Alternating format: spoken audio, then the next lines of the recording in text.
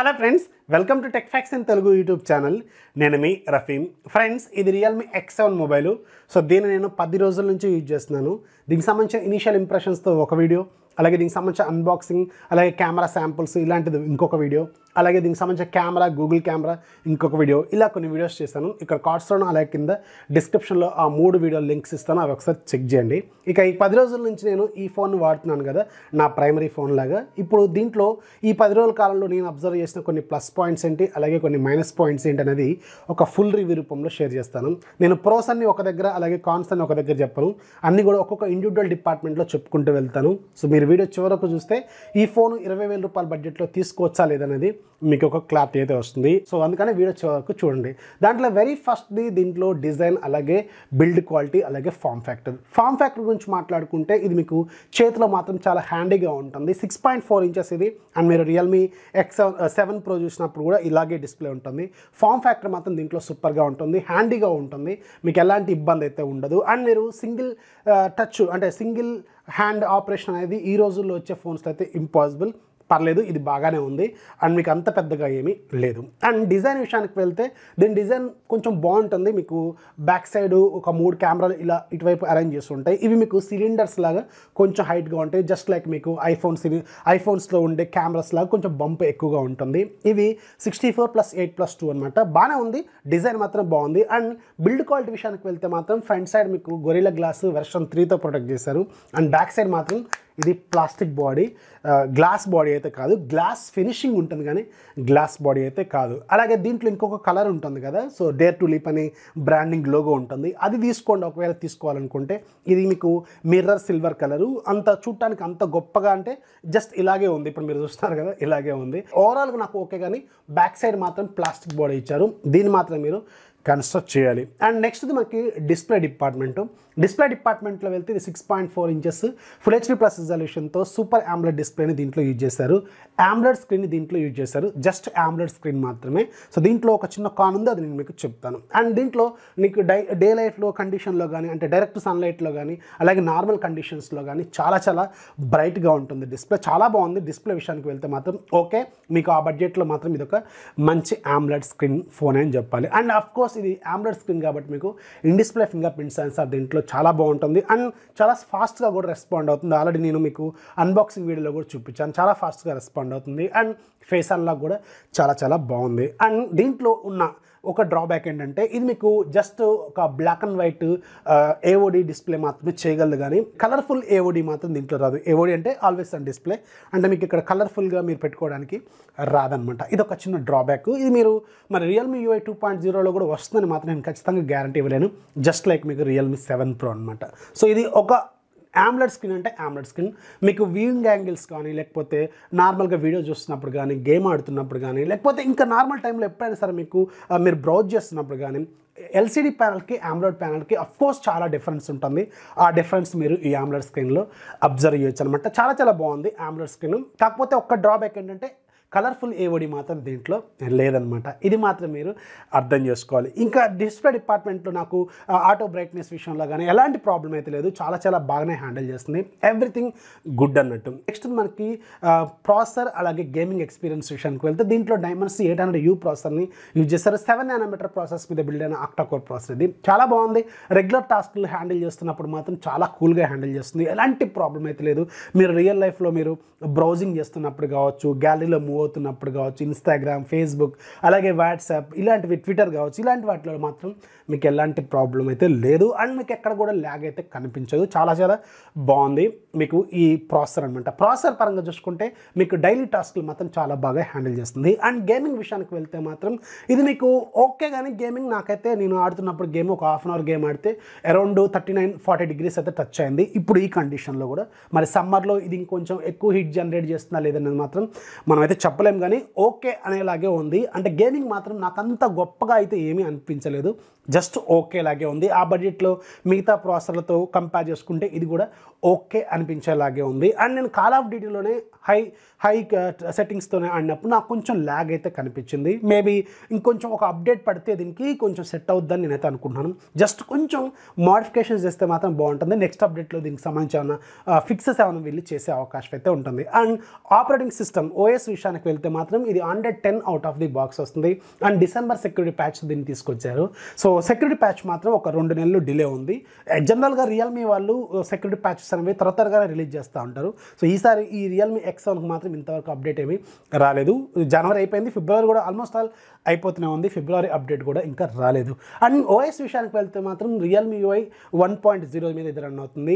Okay, ఓవరాల్గా మాత్రం performance బాగానే ఉంది, మీకు ఫీచర్స్ కూడా బాగానే ఉంది, చాలా సింపుల్గానే ఉంటుంది. రియల్మీ UI ఈ మధ్య చాలామందికి కూడా నచ్చుతూనే ఉంది, బాగానే ఉంది. కాకపోతే నాకు అప్పుడప్పుడు మాత్రం కొంచెం ల్యాగ్ అనిపించింది. అండ్ మేబీ నా డివైస్లో ప్రాబ్లమో తెలియదు, లేకపోతే జనరల్గానే రియల్మీ UI 1.0లో ఉన్న ఇష్యూస్ తెలియదు, కానీ అప్పుడప్పుడు మాత్రం నాకు కొంచెం ల్యాగ్ అయితే అనిపిస్తుంది. మేజర్గా కీప్యాడ్ టైపింగ్ చేస్తున్నప్పుడు మాత్రం, స్వైపింగ్ చేస్తున్నప్పుడు మాత్రం నాకు కొంచెం ల్యాగ్ అయితే అనిపించింది. మేబీ నెక్స్ట్ అప్డేట్లో దీన్ని వీళ్ళు ఫిక్స్ చేసే అవకాశం అయితే ఉంటుంది. ఇక నెక్స్ట్ మనకి మేజర్ కెమెరా డిపార్ట్మెంట్.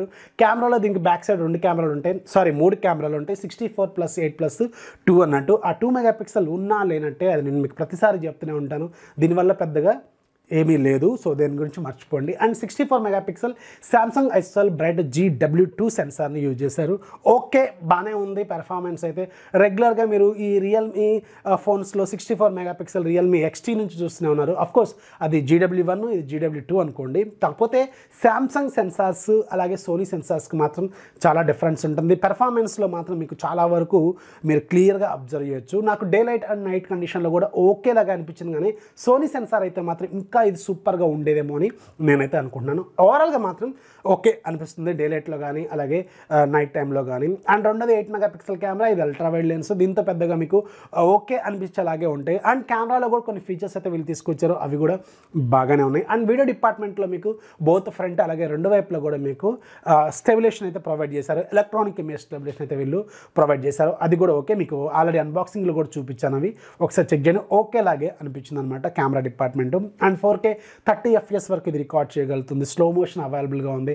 ఇలా అన్ని రకాల ఫీచర్స్ అయితే వీళ్ళు ఈ కెమెరాకి యాడ్ చేశారు. అండ్ బ్యాక్ సైడ్ మీకు సింగిల్ ఫ్లాష్ ఉంటుంది, ఓకే, అది కూడా మీకు బాగానే మీకు నైట్ టైంలో యూజ్ అవుతుంది అనమాట. ఓవరాల్గా కెమెరా డిపార్ట్మెంట్లో ఫస్ట్ 2 కెమెరాలు ఓకే అనిపించుకోవాలి. అండ్ ఇదే ఒకవేళ కెమెరా గురించి మాట్లాడుకుంటే రియల్మీ 7 Proలో కూడా మీకు ఇక్కడ 64 మెగాపిక్సెల్ ప్లేస్లో అక్కడ సోనీ 64 మెగాపిక్సెల్ ఉంటుంది, అది మాత్రం దీంతో కంపేర్ చేసుకుంటే కొంచెం బెటర్ అనమాట. ఇక నెక్స్ట్ మనకి బ్యాటరీ అండ్ ఫాస్ట్ ఛార్జింగ్ అలాగే డిశ్చార్జింగ్ డీటెయిల్స్లో ఒకసారి వెళ్తే, బ్యాటరీ దీంట్లో 4310 mAh బ్యాటరీ ఇచ్చారు. 65 వాట్స్ ఛార్జర్ ఏమో బాక్స్లో ఇచ్చారు, మనకి ఫోన్కి ఏమో 50 వాట్స్ సపోర్ట్ అయితే ఇచ్చారు. అది మీకు 0 to 100% అవడానికి అరౌండ్ 50 నిమిషాలు మీకు టైం తీసుకుంటుంది. నేను ఆల్రెడీ ట్విట్టర్లో కూడా దీనికి సంబంధించిన బ్యాటరీ స్టాట్స్ నేను పోస్ట్ చేశాను, ఎంత టైం పడుతుంది అనేది. అండ్ అందరికీ తెలిసిందే, ఇది 65 వాట్స్ 50 వాట్స్ రియల్మీ వాళ్ళవి చాలా ఫాస్ట్గా ఛార్జ్ చేస్తూ ఉంటాయి, ఇది కూడా అంతే 50 మినిట్స్ అయితే టైం తీసుకుంటుంది 0 to 100%. అండ్ డిశ్చార్జ్ విషయానికి వెళ్తే మాత్రం ఇక్కడే మనకి చాలా డిఫరెన్స్ అయితే కనిపిస్తుంది. ఇది ఆమ్లెడ్ స్క్రీన్ కావడం వల్ల మీకు బ్యాటరీ లైఫ్ మాత్రం చాలా ఎక్కువగానే ఇస్తుంది. ఇది నేను ఒక ఫుల్ డే మొత్తం హాస్పిటల్లో ఉన్నప్పుడు జియో వాడితే నాకు 8 అవర్స్ బ్యాటరీ లైఫ్ అయితే ఇచ్చింది, అంటే 8 అవర్స్ స్క్రీన్ ఆన్ టైం ఇచ్చింది. ఒక డే మొత్తం వాడితే నాకు 8 అవర్స్ స్క్రీన్ ఆన్ టైం అయితే ఇచ్చింది. చాలా ఎక్కువ అని చెప్పాలి, ఎందుకంటే సిగ్నల్ మనకి పెద్దగా లేనప్పుడు బ్యాటరీ డిశ్చార్జ్ అనేది కొంచెం ఎక్కువగా అవుతుంటుంది. అండ్ జియో మా ఏరియాలో అంత పెద్ద గొప్పగా ఏముండదు, కానీ తక్కువ సిగ్నల్ ఉన్న టైంలో కూడా నాకు 8 అవర్స్ బ్యాటరీ లైఫ్ అయితే ఇచ్చిందంటే, నార్మల్గా ఒక సిటీలో ఫుల్ లెంత్ సిగ్నల్ వాడుతున్నప్పుడు మాత్రం కొంచెం మీకు బ్యాటరీ లైఫ్ ఎక్కువగానే ఇవ్వచ్చు. అండ్ ఒకవేళ మీరు గేమర్ అయితే మీకు అరౌండ్ ఒక 6 hours screen on time short అయితే ఇస్తుంది. ఇది ఖచ్చితంగా ఒక మంచి పాయింట్ అనమాట. ఈ ఫోన్లో ఉన్న మేజర్ అడ్వాంటేజ్లో అదొకటి. అండ్ మీకు రియల్మీ 7 Proలో 65 వాట్స్ ఇస్తారు, దీంట్లో మాత్రం 50 వాట్స్ సపోర్ట్, ఛార్జర్ ఏమో 65 వాట్స్ అయితే వీళ్ళు ప్రొవైడ్ చేస్తారు. అండ్ ఫీచర్స్ విషయానికి వెళ్తే మాత్రం దీంట్లో మీకు ఒక డ్రాబ్యాక్ ఏంటంటే, దీంట్లో మీకు సపరేట్ SD కార్డ్ స్లాట్ అయితే లేదు. మీకు ఏదైతే ప్రొవైడ్ చేశారో 128GB బేస్ వేరియంట్ అదే మీరు వాడుకోవాలి. అడిషనల్గా మీరు స్టోరేజ్ని ఎక్స్పాండ్ అయితే చేసుకోలేరు. అండ్ 128GB ఈజ్ ఇనఫ్ అని నేనైతే అనుకున్నాను ఈ రోజుల్లో. ఒకవేళ మీరు స్టోరేజ్ ఎక్స్పాండ్ త్రూ కార్డ్ చేసుకోవాలంటే మాత్రం ఈ ఫోన్లో మాత్రం కుదరదు అనమాట. అండ్ దీంట్లో ర్యామ్ మీకు LPDDR4X ర్యామ్ని యూజ్ చేశారు. అండ్ స్టోరేజ్ టెక్నాలజీ మీకు UFS 2.1ని యూజ్ చేశారు. అండ్ దీంట్లో మీకు Type-C పోర్ట్తోనే వస్తుంది. 3.5mm హెడ్ ఫోన్ జాక్ అయితే దీంట్లో లేదు, దీనికైతే మీరు అడ్జస్ట్ అవ్వాలి. దీనికి ఒక డాంగుల్ ప్రొవైడ్ చేస్తారు, ఆ డాంగుల్ మాత్రం మీరు ఎప్పుడు కూడా ఒకవేళ మీరు wide ear phones 3.5mm Jack ఉన్నవి వాడుతుంటే మాత్రం ఖచ్చితంగా ఆ డాంగుల్ని మాత్రం మీరు పాకెట్లో వేసుకొని వెళ్ళాల్సిన అవసరం అయితే ఉంటుంది, అదొక డ్రాబ్యాక్. ఆ పాయింట్ మాత్రం మీరు గుర్తుపెట్టుకోండి. అండ్ దీంట్లో సింగిల్ స్పీకరే వస్తుంది, డ్యూయల్ స్పీకర్స్ కాదు. అండ్ మీకు స్పీకర్ క్వాలిటీ కూడా ఓకే మీకు సరిపోయేలాగే ఉంది, మరీ ఎక్కువగా లేదు మరీ తక్కువగా లేదు.